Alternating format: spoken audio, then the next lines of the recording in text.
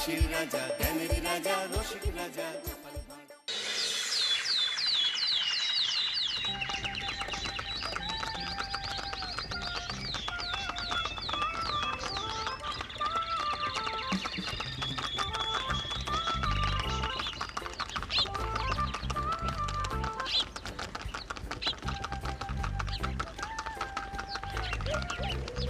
অনেক দিন পর বেশ লাগছে বন ভ্রমণ। মাঝে মাঝে কাজের ফাঁকে এইসব জায়গায় এলে মন খুব ভালো লাগে। শুদ্ধ বাতাস, মাটির সোনা গন্ধ, পাখির কলতান, আহা।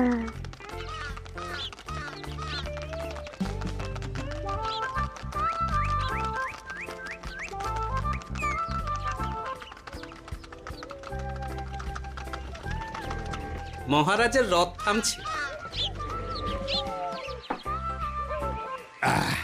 আমরা এইখানে বসে আজ রাজকার্য পরিচালনা করব। মন্ত্রী, তুমি ঝটপট এখানে বসার বন্দোবস্ত করে দাও। আমি এক্ষুনি ব্যবস্থা করে দিচ্ছি মহারাজ। এই এখানেই আমাদের বসার জন্য ছাউনি করে দাও। এক্ষুনি করে দিচ্ছি মন্ত্রী মশাই। এরা বসার জায়গাটা করে দিক, ততক্ষণ আমরা একটু হেঁটে আসি।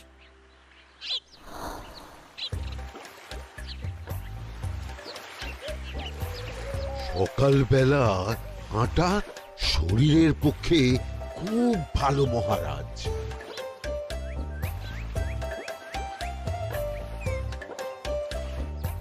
আগেকার দিনে রাজা মহারাজরা এই সব বনে মৃগয়া করতে আসতেন। মৃগয়া একদম ভালো নয় মন্ত্রী। তুমি জঙ্গলে আসছো অন্য প্রাণীদের মারতে। কেন মারবে? ওরা তো তোমার কোনো ক্ষতি করেনি। না, তা করেনি, কিন্তু তখন ওটা রাজা মহারাজাদের খেলা ছিল। শুনেছি আপনার প্রপিতামহ খুব ভালো বাঘ শিকার করতেন, অনেক বাঘ মেরেছেন। মন্ত্রী, তুমি একটা কথা হয়তো জানো না। আমার প্রপিতামহ শিকার করতেন, কিন্তু কোনো স্বাভাবিক জানোয়ারকে নয়। যে বাঘ মানুষ খেকো হয়ে প্রজাদের ক্ষতি করত, আমার প্রপিতামহ সেই সমস্ত বাঘদেরই মারতেন। এছাড়া উনি বন্য প্রাণী সংরক্ষণ করতে বড়ই ভালোবাসতেন।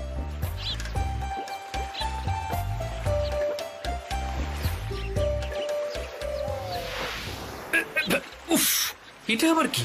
এই এটা আবার কোথা থেকে উড়ে এলো? কোথাও তো ঝড় হাওয়া কিছুই নেই।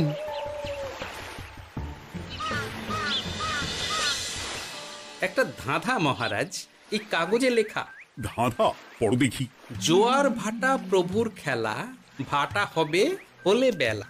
ভাটা হলেই দেখা যাবে লাল রঙের এক পাথর পাবে। নদীর ধারে গর্ত করে যত্নে সাজাই কলস ভরে। হেথায় হোথায় ছড়িয়ে যাহা, অন্ধকারে জলে তাহা। ঢুকলে চক্ষু ঝলসে যাবে, হাতের কাছে ঘন্টা পাবে। ঠিক ঘন্টা বাজলে পরে পড়বে ঝরে থরে থরে। ঘন্টা যদি হয় ভুল, যেন তুমি হারাবে কুল। ঠিক ঘন্টা চিনতে হলে নকশা দেখো চক্ষু খুলে। সিন্দুক দেওয়ালে হাত দাও, আসল ঘটনা জেনে নাও। ওরে বাবা, খুব দীর্ঘ ধাঁধা। তা মন্ত্রী, তুমি কিছু বুঝলে? এটা একটা গুপ্তধনের নকশা। এর মধ্যে গুপ্তধন কোথায় আছে তার একটা ধারণা দেওয়া আছে। গুপ্তধন? ওটা আমাকে পেতেই হবে, পেতেই হবে। দেখি দেখি একবার কাগজটা দাও। গোপাল, কাগজটা আগে আমার হাতে দাও, দেখি ভালো করে। এখন নদীতে জোয়ার চলছে গোপাল। একটু পরেই ভাটা শুরু হবে। হ্যাঁ, ভাটা না হলে কিচ্ছু বোঝা যাবে না। এখানে স্পষ্ট লেখা আছে, ভাটা হলেই দেখা যাবে লাল রঙের এক পাথর পাবে। তার মানে আমাদের ভাটা হওয়া পর্যন্ত অপেক্ষা করতে হবে। না, সময় নষ্ট না করে ধাঁধাটার সমাধান করতে শুরু করি। ভাটা হলে একটা লাল রঙের পাথর দেখা যাবে, এই পর্যন্ত পরিষ্কার আছে। বুঝতে হবে ওর পর থেকে। পড়ো গোপাল, চলো আমরা সবাই বুদ্ধি লাগাই। নদীর ধারে গর্ত করে যত্নে সাজাই কলস ভরে। এটার অর্থ, ধাঁধাটা মাথায় বসিয়ে নিয়েছি, এবার কে কি বলবে সেটা শুনতে হবে। চলো গোপাল, আমরা ধাঁধা যেমন যেমন বলেছি তেমন তেমন ভাবেই চলি। চলুন মহারাজ, এখন আমাদের দেখতে হবে লাল পাথর। কোথায় আছে লাল পাথর? চলো চলো সবাই, চোখ কান খুলে আমরা নদীর পাড় ধরে হাঁটি। আমি একটু তফাতে হাঁটি। গুপ্তধন আমাকে একা পেতে হবে। ভাটা হলেই দেখা যাবে লাল রঙের এক পাথর পাবে। আমাকে চোখ কান খোলা রাখতে হবে। লাল পাথর, নদীর চড়ায় লাল পাথর দেখতে হবে। লাল পাথর, লাল পাথর। ওটা কি? এই তো লাল পাথর, লাল পাথর। ওরা অনেকটা এগিয়ে গেছে, ওদের আমার দিকে নজর নেই। এই সুযোগ, এই সুযোগ, একা একা গুপ্তধন নিয়ে পালাবো।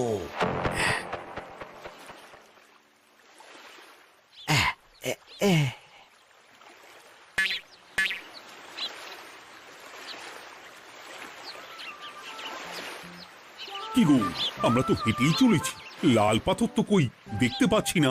আরেকটু হাঁটতে হবে মহারাজ, গুপ্তধন বলে কথা, ওকে আর সহজে ধরা দেয়?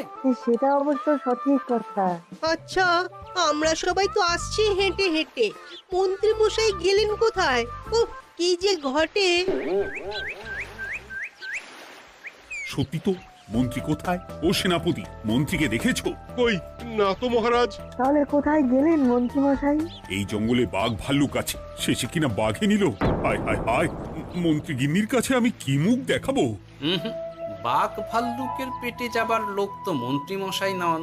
ও গোপাল, কি ভাবছো? কিছু তো একটা বলো। এখন আমাদের মন্ত্রী মশাইকেই খুঁজতে হবে। তবে মন্ত্রী মশাই বাঘ ভাল্লুকের পেটে যায়নি। তুমি নিশ্চিত হচ্ছ কি করে? অত পেঁচালো মানুষকে বাঘ ভাল্লুক গন্ধ শুকেই ছেড়ে দেবে, হজম করতে পারবে না। না না না, এখন রসিকতা করার সময় নয়, আমাদের মন্ত্রীকে খুঁজে বার করতেই হবে। কোথায় গেল মন্ত্রী? চলো চলো, গুপ্তধন মাথায় থাক, চলো মন্ত্রীকে খুঁজি। আহ, মন্ত্রী কোথায় গেল কে জানে। একবার পুরো ধাঁধাটা ঝালিয়ে নি। ভাটা হলেই দেখা যাবে লাল রঙের এক পাথর পাবে। ভাটা হয়েছে, লাল রঙের পাথরের মাথায় চাপ দিয়ে গুহার মুখও খুলেছি। এবার নদীর ধারে গর্ত করে যত্নে সাজাই কলস ভরে। এটাই তো ঠিক বুঝতে পারছি না।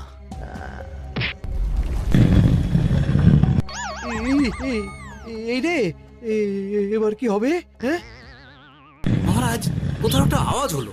এই, আওয়াজটা কোন দিক থেকে হলো? চলুন সামনে এগিয়ে যাই। আমার মনে হয় আওয়াজটা সামনের দিক থেকে এলো। আমারও তাই মনে হলো। তবে কি মন্ত্রী মশাই লাল পাথরের হদিশ পেয়ে গেছেন? আমাদের চোখে পড়লো না, অথচ মন্ত্রী মশাইয়ের চোখে পড়ে গেল। আসলে আমরা কথা বলতে বলতে গেছি, তাই নজরে পড়েনি। মন্ত্রী মশাই একা একা আমাদের পেছন পেছন আসছিলেন। উনি ইচ্ছে করেই আমাদের পেছনে পেছনে আসছিলেন।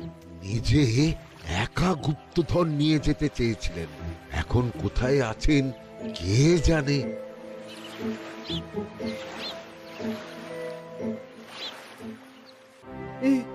অন্ধকারে কিছু দেখতে পাচ্ছি না তো। দাঁতাতে কি ছিল? হ্যাঁ, কি ছিল? হেথায় হোথায় ছড়িয়ে যাহা, অন্ধকারে জলে তাহা, ঢুকলে চক্ষু ঝলসে যাবে, হাতের কাছে ঘন্টা পাবে। পেয়েছি পেয়েছি, ঘন্টা ঘন্টা ঘন্টাটা পেতে হবে। ঘন্টাটা ঘন্টাটা ঘন্টা। ভাটা হলেই দেখা যাবে লাল রঙের এক পাথর পাবে। নদীর ধারে গর্ত করে যত্নে সাজাই কলস ভরে, হেথায় হোথায় ছড়িয়ে যাহা, অন্ধকারে জলে তাহা, ঢুকলে চক্ষু ঝলসে যাবে, হাতের কাছে ঘন্টা পাবে।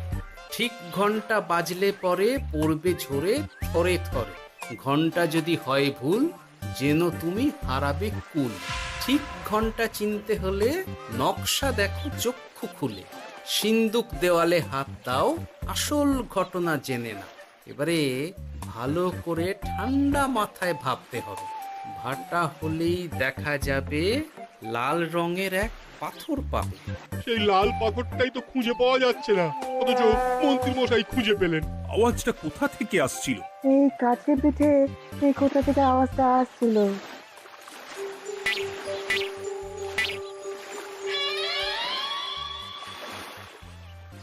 এই তো, এটাই মনে হয় সেই লাল পাথর। একটু নাড়িয়ে চাড়িয়ে দেখি তো কিছু হয় কিনা।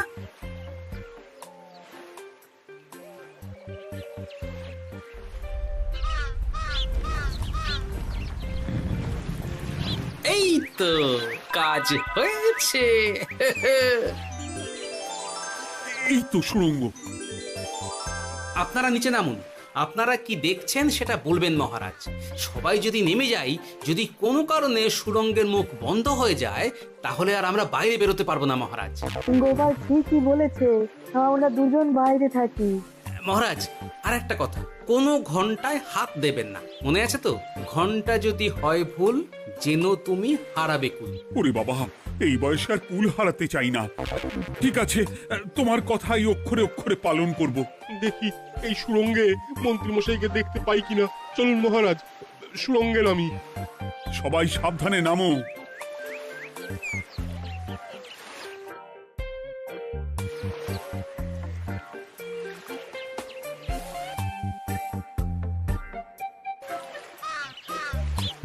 মহারাজ, ওখানে কি কি দেখতে পাচ্ছেন? ওখানে কি মন্ত্রী মশাই আছেন? না গোপাল, মন্ত্রীকে এখনো দেখতে পাইনি। শুধু আমি এখানে অজস্র পাথর দেখতে পাচ্ছি। পাথরে পাথরে ছয় লাভ, ছোট বড় অজস্র। পাথরগুলো বড় অদ্ভুত, কিরকম কিরকম মানুষ মানুষ গড়ন। লম্বা বেটে হরেক রকম। মানুষ মানুষ গরম, সেটা কি রকম? আর কিছু? কোনো কলসি কি দেখতে পাচ্ছেন? কলসি তো দেখতে পাচ্ছি না। মহারাজ, কলসি থাকতেই হবে, কারণ ধাঁধায় লেখা আছে, নদীর ধারে যত্ন করে যত্নে সাজাই কলস ভরে। গর্তটা আসলে হলো সুড়ঙ্গ, কিন্তু কলস। মহারাজ, মহারাজ, এইদিকে এইদিকে একটা কলসের মতো কি যেন আছে। এইদিকে আসুন, এদিকে এদিকে। হ্যাঁ গোপাল, দেখতে পেয়েছি। এবার আমি যেরকম যেরকম বলবো সেই রকম সেরকমই করবেন। আমি বিজ্ঞানীকে নদী থেকে জল তুলে পাঠিয়ে দিচ্ছি। পাত্র কোথায় পাবে? আমাদের জল খাবার যে পাত্র আছে সেটা আনতে লোক পাঠাচ্ছি। ঠিক আছে। শুধু একটা কথা বলছি, আপনারা কেউই সুড়ঙ্গের ভেতরে কোনো কিছুতে হাত দেবেন না। কেন গোপাল? সব পরে বলবো, এখন আমি যা বলছি সেটা শুধু মনে রাখুন। সুড়ঙ্গের ভেতরে কিছুতে হাত দেবেন না। ঠিক আছে। প্রহরী, তুমি যাও, যেখানে আমাদের বসবার আয়োজন করা হয়েছে সেখানে গিয়ে একটা জলের পাত্র নিয়ে নদী থেকে জল ভরে নিয়ে এসো। গোপাল, মন্ত্রীমশাই কোথায় গায়েব হয়ে গেলেন? কোথাও গায়েব হয়ে যাননি বিজ্ঞানী, কোথাও গায়েব হয়ে যাননি উনি। উনি ওই সুড়ঙ্গের ভেতরেই আছেন। কিন্তু কেউ তো ওনাকে দেখতে পাননি। সম্ভবত পাথর হয়ে আছে। এখন কিভাবে পাথর হয়েছেন সেটা তো আমি বলতে পারবো না। সবটাই স্বপ্নের মতো লাগছে। ঠিক যেন স্বপ্নের মতো লাগছে। এই জীবনে সুরঙ্গ দর্শন হয়ে গেল। আমাদের পাতাল প্রবেশ। পাতালে আসিয়া আমি মনে মনে বলি, গুপ্তধন নিয়ে আমরা যেন সৎ পথে চলি। তোমার এখনো কাব্য আসছে সভাকবি? আসছে মানে কাব্যের সাথে আছে রোমাঞ্চ, করছে গা শীত, হচ্ছি আমি অধীর। মহারাজ, জল দিয়ে বিজ্ঞানীকে পাঠাচ্ছি। কি করতে হবে বিজ্ঞানীকে সব বলে দিয়েছি। তুমি ভেতরে আসবে না? আসবো ঠিক সময়ে। এখন আমি যেমন যেমন বলবো আপনি ঠিক তেমন তেমন করবেন।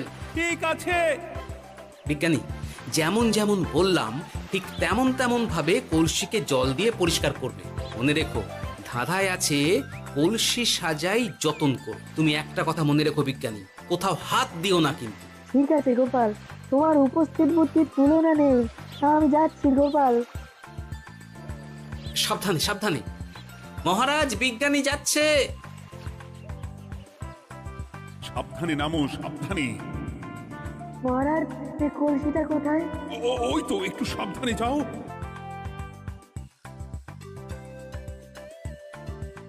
বিজ্ঞানী, কলসির দেখা পেয়েছো? পেয়েছি পেয়েছি পেয়েছি। এবারে কলসিটাকে ভালো করে জল দিয়ে ধুয়ে দাও। কলসির আলোয় সুড়ঙ্গ আলোকিত গোপাল। এরপর কি? ভালো করে দেখুন মহারাজ, কোথাও ঘন্টা দেখতে পাচ্ছেন কিনা। ঘন্টা? একটা তো নয়, সার সার ঘন্টা, অনেকগুলো ঘন্টা। সাবধান, ঘন্টায় হাত দেবেন না, শুধু দেখুন।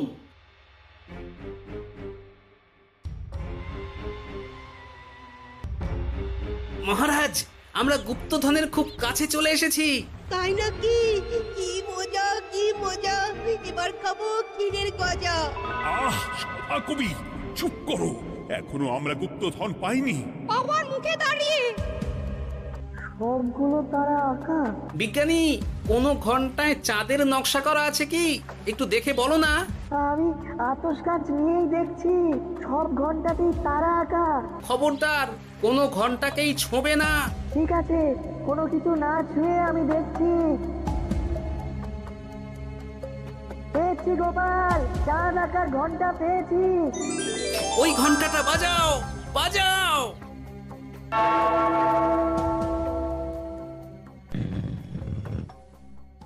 গুপ্তধন পেয়েছেন মহারাজ? বাঁচাও বাঁচাও বাঁচাও।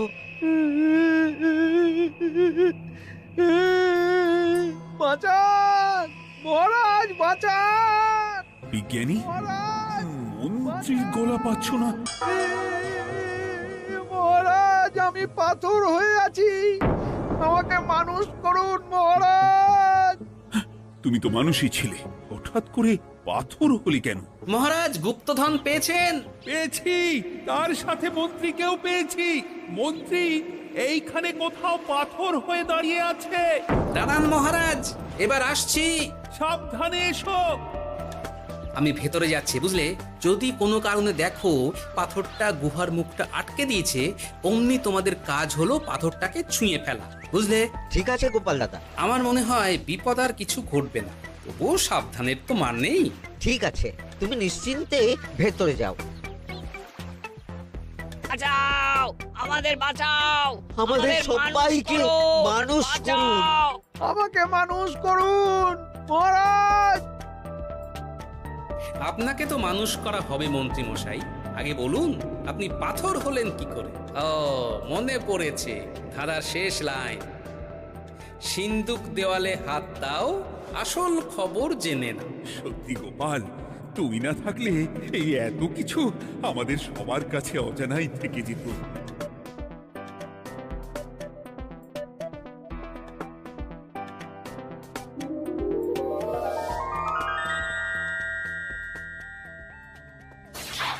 ধন্যবাদ আমাকে মুক্ত করার জন্য। আপনি কে? আমি যক্ষ। আমাকে এই ধন সম্পত্তি পাহারা দেওয়ার জন্য এক ডাকাত দলের সর্দার যক্ষ করে রেখেছিল। আমি 100 বছর ধরে এইখানে যক্ষ হয়ে আছি। আমি তোমার জন্য মুক্ত হলাম গোপাল। এই সম্পত্তি তোমার গোপাল। সম্পত্তি নিয়ে আমি কি করব? আমি এই সব সম্পত্তি মহারাজকে দান করলাম, রাজ্যের অনেক কাজ হবে। তুমি ধন্য গোপাল, তুমি ধন্য। এবার আমার যাবার সময় এসেছে, আমাকে যেতে হবে। যাবার আগে এই পাথরগুলোকে মানুষ করে যান। এরা সব লোভী। আমি আমার সীমিত ক্ষমতায় এই গুপ্তধনের ধাঁধাকে এখানে যারাই ভ্রমণ করতে আসে তাদের হাতে তুলে দিই, কিন্তু কেউ এই ধাঁধার সমাধান করতে পারে না। সবার মনে লোভ কাজ করে, এই লোভ এদেরকে পাথর করে রেখেছে। পাথর হলো কি করে? একটা মানুষ এসে বুক ভরা লোভ নিয়ে আধা পুরো না জেনে পাথরে হাত দিলেই সে পাথর হয়ে যাবে। আমাদের ভুল হয়েছে, আর লোভ করব না। আমাদের বাঁচাও। আমাকে মুক্ত করে দিন, আমার খুব ভুল হয়েছে মহারাজ, মুক্ত করে দিন আমায়। তুমি এখানে আগে এসেছিলে, তাই তো আগে এসে ভাবলে নিজেই একা একা গুপ্তধনকে হরপ করে দেবে। এদিকে তোমাকে না দেখতে পেয়ে আমাদের কত চিন্তা হচ্ছিল। যারা লোভী তারা কারো কথা ভাবে না, শুধু নিজের কথা ভাবে। আমাকে আর একটা সুযোগ দিন, আমি আর লোভ করব না মহারাজ। তোমার কথার কোনো দামই নেই। না মহারাজ, আমাকে আর একটা সুযোগ দিয়ে দেখুন, আমি আর লোভ করব না, আমাকে মানুষ করুন মহারাজ। আমাদের সবাইকে মানুষ করুন, দয়া করে মানুষ করুন। যক্ষরাজ, এদের আপনি ক্ষমা করে দিন। ঠিক আছে, তোমাদের আবার মানুষ করে দিচ্ছি।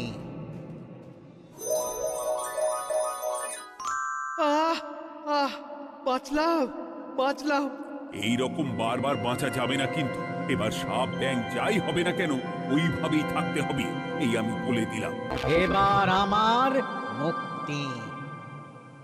মুক্তি নেবার আগে আরেকটা প্রশ্ন, যে ডাকাত সর্দার তার সম্পত্তিকে রাখার জন্য আপনাকে যক্ষ বানিয়েছিল, যে সম্পত্তি তো তাদের, আমরা তো নিতে পারি না। লোভ বড় খারাপ গোপাল, অতিরিক্ত লোভ মানুষকে পশু করে দেয়। ওই ডাকাত দল এই সম্পত্তির জন্যে সবাই কাটাকাটি করে মরে গেছে, কেউ আর বেঁচে নেই। সুতরাং এই সম্পত্তিতে তোমার অধিকার আছে, এই সম্পত্তি তুমি গ্রহণ করো। নিলাম আমি, কিন্তু এই সম্পত্তি মহারাজকে আমি দান করলাম। ডাকাত দল জনগণের সম্পদকে লুঠেই তো সম্পত্তি বানিয়েছে, তাই আমি জনগণের কাজে লাগবার জন্যই এই সম্পত্তি মহারাজকে দিলাম। গোপাল, তোমার জয় হোক। এবার তাহলে আমি যাই, তোমরা সবাই সুখে থেকো আর ভালো থেকো। গোপাল, তোমার তুলনা হয় না। তোমার ঋণ আমি কোনোদিন শোধ করতে পারবো না। তুমি কৃষ্ণনগরের জন্য যা করলে তা ইতিহাসে লেখা থাকবে। না মহারাজ, আমি এমন কিছু করিনি, এই কাজ সবাই করবে। জয় গোপালের জয়, জয় গোপালের জয়, জয় কৃষ্ণনগরের জয়।